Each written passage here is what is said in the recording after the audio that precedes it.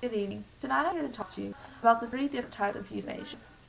According to the American Medical Association, euthanasia is defined as administration of a lethal agent by another person to a patient to help end the patient's suffering.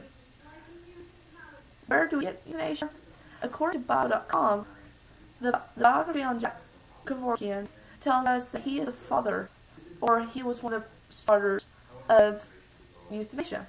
And by starters, he was one of the first individuals who started using euthanasia to end a person's life. However, he didn't do it by just ending a person's life. He was asked by his patients, who typically had a terminal illness and wanted to die with their dignity. There is other type of euthanasia, though, besides what we call the voluntary euthanasia that Kevorkian used with his patients. So let's talk about the 3 types of euthanasia as a whole and go from there.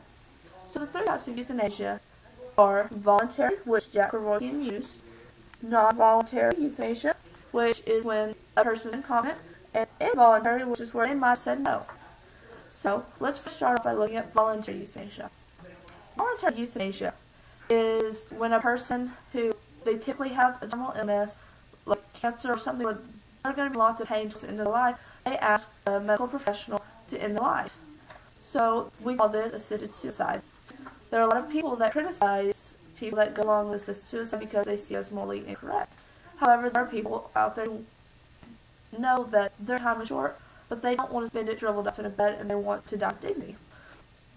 We've seen this situation in a recently released movie called Me Before You that shows a man who is wheelchair bound and knows he wants to get out and decides to end his life. It was his choice, and he ended up taking his life.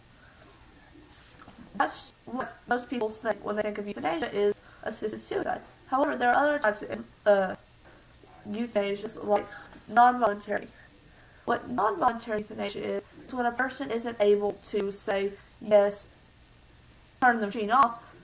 They're actually typically, they're probably in a coma, or they're in a state where they can't answer, talk, show anybody a sign that they want this to end. Non-voluntary euthanasia I find to be the hardest, because it usually is put on a medical professional or a family member to decide whether to end this person's life. But the medical professional and family member typically have doubt in their mind whether they should turn off the machine or not. It's been a very topic in past years because many people have found there were chances that a person could live, but they didn't know how long it'd take. So now we've looked at voluntary and non-voluntary euthanasia. Let's look at involuntary euthanasia.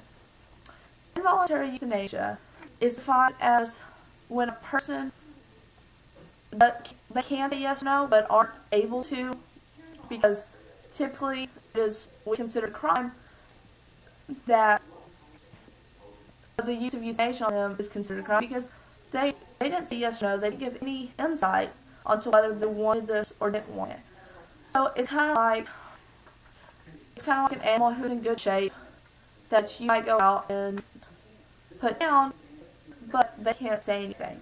So it's kind of like a person, typically in a crime situation, where someone used euthanasia on them that they didn't ask for it, they weren't legally required to have it. It's crime in most cases, because involuntary means this person didn't ask for this. So this type of euthanasia, it's typically illegal and can be considered a crime and is at times punishable. So now that we've looked at all 3 of the euthanasias, let's review. Voluntary euthanasia is typically used in a medical scene where a patient wants assisted suicide. It's probably one of the more accepted types of euthanasia in the U.S. today. You have non-voluntary euthanasia, which might be used when a patient's in a coma and isn't able to function properly, so they might use euthanasia to end that process. And the third type of euthanasia is involuntary euthanasia.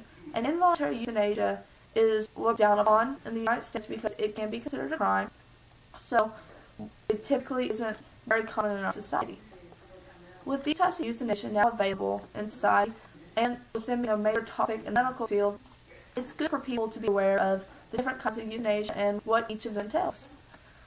Today, after reviewing this topic, these 3 types of euthanasia, I hope that you have a better understanding of euthanasia and will be able to use this information in future situations, not necessarily in the medical field, But if you're going into the medical field, you need to be aware of these because at some point in your medical field career, you're going to be exposed to euthanasia.